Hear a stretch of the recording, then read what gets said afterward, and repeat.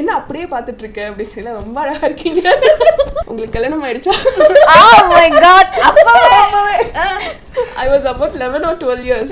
அப்போ அவங்களுக்கு கல்யாணம் ஆயிடுச்சா அப்படின்னு கேட்டேன். உடனே அப்படியே சிரிச்சாரு. சரி சரி நான் சீக்கிரமா வந்துடுவேன். அவன் அஜித் சாரோட ஒரு மூவி பண்ணிருக்கேன். நீ வரவேன படத்துல தேவயானி மேம் இருப்பாங்க. அதுல பிளாஷ்பேக்ல அஜித் சார் வருவாரு. ஸோ தேவயானி மேமும் அஜித் சாரும் வந்து ஒரு டான்ஸ் மூமெண்ட்ஸ் இருக்கும், சாங் இருக்கும், ப்ளே பண்ணிட்டு இருந்தாங்க. நான் கீழே நின்றுட்டுனேன். ஆக்சுவலாக சீக்வன்ஸ் இல்லை, எனக்கு வந்து பார்த்திபன் சாரோட தான் சீக்வன்ஸ். டான்ஸ் பண்ணிட்டு இருக்கும்போது நான் சும்மா கீழே நின்றுட்டு சார் பார்க்கணும் அப்படின்னு.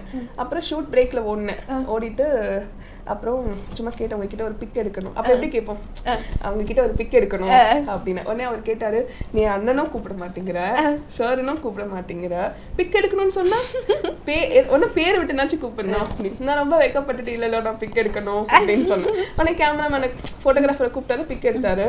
பிக் எடுத்து முடிச்சிட்டோன்னா என்ன அப்படியே பார்த்துட்டு இருக்க அப்படின்னு, ரொம்ப அழகா இருக்கீங்க அப்படின்னு.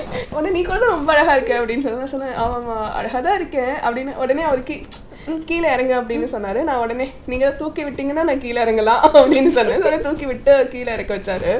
உடனே உங்களுக்கு கல்யாணம் ஆயிடுச்சா?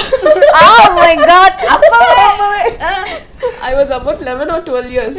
அப்போ அவங்களுக்கு கல்யாணம் ஆயிடுச்சா அப்படின்னு கேட்டேன். உடனே அப்படியே சிரிச்சாரு. சரி சரி நான் சீக்கிரமா வந்துடுவேன். I still have the frame. Ajith சாரோட. ஸோ இப்போ அந்த சாங் எல்லாம் வந்ததுன்னா அந்த மெமரிஸ் வரும் எனக்கு. வேற லெவல். ஆக்சுவலி இந்த ஒரு கேள்வி நான் எதிர்பார்க்கலப்பா. பேமெண்ட் வாங்கிட்டோமே இப்போ நடிச்சதா ஆகணும்ல அப்படின்னு சொல்லி பிடிக்காம ஏதாவது பண்ணியிருக்கீங்களா? இல்லை, மழைக்காலம்னு ஒரு படம் இருக்குது. அந்த படத்தில் வந்து என்னன்னா நான் வந்து ஒரு ஓவியம் வரைகிற ஒரு நியூட் கேரக்டர் மாதிரி ஒன்று ப்ளே பண்ணணும். இன்ஃபேக்ட் த ட்ரெஸ் வாஸ் வந்து நியூடாக ட்ரை பண்ணியிருந்தாங்க, தயாரெலாம் படுத்திருந்தாங்க. பட் அது எனக்கு ரொம்ப ஆக்வர்டாக இருந்தது. ஸோ அப்போ யோசித்தேன், கொஞ்சம் யோசிச்சிருக்கலாமோ அப்படின்னு. But the story was good. யோசனை அப்படி இருந்தது.